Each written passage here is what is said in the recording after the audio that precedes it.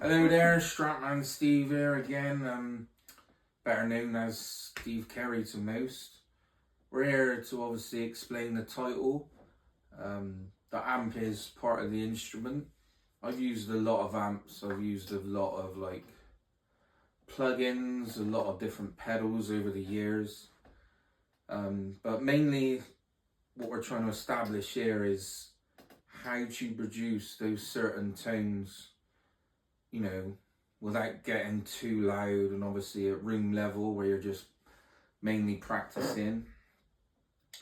I do obviously gig as well, so I'll be showing you later on in this video like what I use for gigging, but for the most part of this, like every time I even do one of these videos, I'm using a Fender GTX 100.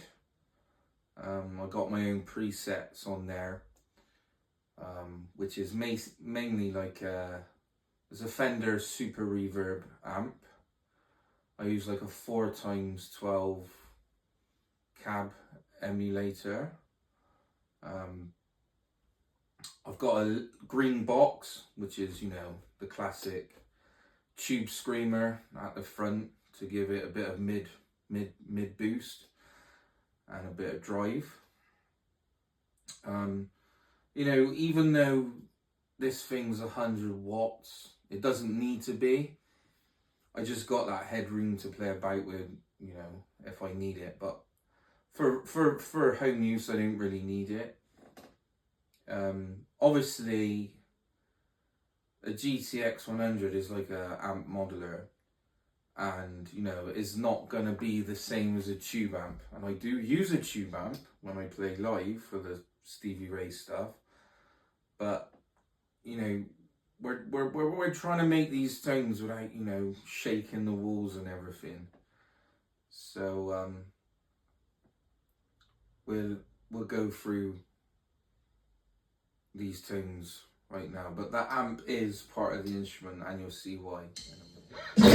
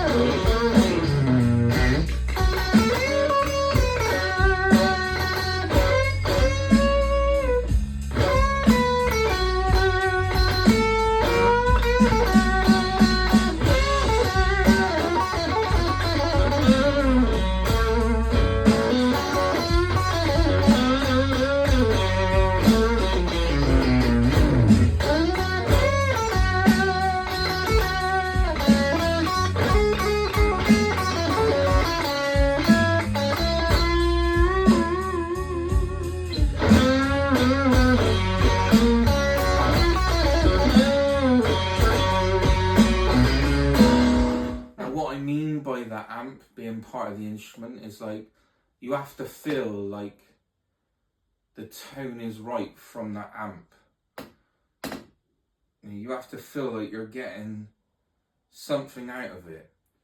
Like for me, obviously, is SRV tone, what this arc even it's all been about, you know. So like, if you get something out of the amp and it feels right, you instantly play more efficiently and like more dynamically, and ultimately that just makes you sound better, and it makes you, I think it makes you play better. I like to add as well, this ain't a Fender paid ad, but it's just simply to show you how effective amp modeling can be. I mean, there's plenty of other products out there, like you've got obviously Boss Katana. You've got the Lava Studio, which I'll, in future videos, I'll delve into. You can even buy like cheap effects pedals that's got a load of presets, and you can make your own patches on there. And they're really good for home use, like just for practicing, just to, you know, get loud enough without shaking your walls in your house, you know. But the point is, you know, if it sounds good to the ear, you become more comfortable with it. And again, I keep saying it just makes you a better player. You know, it speaks volumes when something sounds right, and it's like, so that amp becomes part of the guitar becomes part of you, and it's all connected. You all just become one. And if it feels right, it's like when you go to buy a new guitar or whatever, you could put 100 guitars in your hand, but like only a handful of them that just feel right.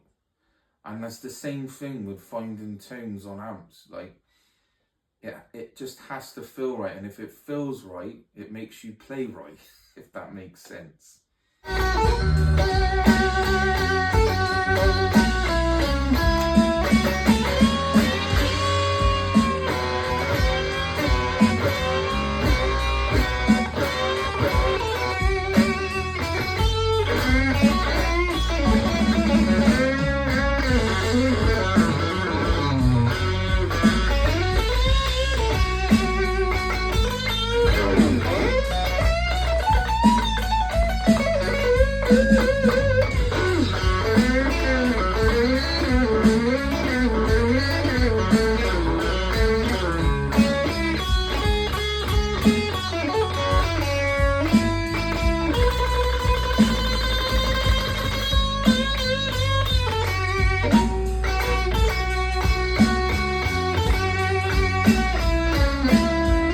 That's what I'm talking about. Like, the more and more like I can feel the response and get a response from the amp, the more like I want to push my playing ability during that, you know, that Texas Flood solo.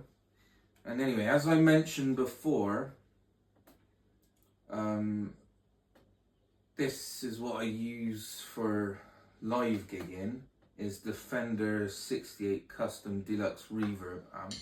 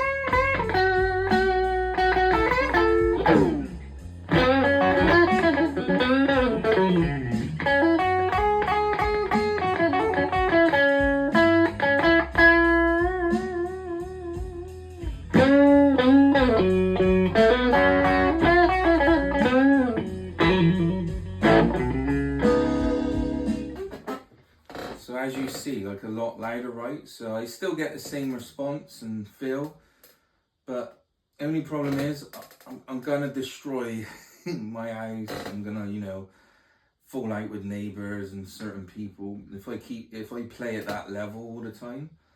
And another thing is, it doesn't allow me to practice with as much as intensity as like a modeling amp or a solid state amp would for me, because I get to control the volume a little bit more. Obviously, you know, it's great to have the tube amp for like a live environment. I can really dig in, and like, again, the amp comes into its own in that environment, but like, that's what I mean. So the amp is part of the instrument, and it's part of the feel as well. Like, if it sounds right from the amp, it feels right. And, you know, the amp responds to your guitar playing, which is in your hands. So it all becomes one, you know. And if you enjoyed this video and you know, you can relate to playing at these volumes, I mean, the beauty of it is you can get to the edge of breakup a lot quicker on a solid state amp, even though, you know, breakup's like a synthetic thing with a solid state amp modeler. But you could get there quicker, and you could just dial in the tone a little bit faster and easier without using attenuators for tubes and all that kind of thing. But, you know, if you could relate to this video and the things that we spoke about, please follow for more. And never to forget to end on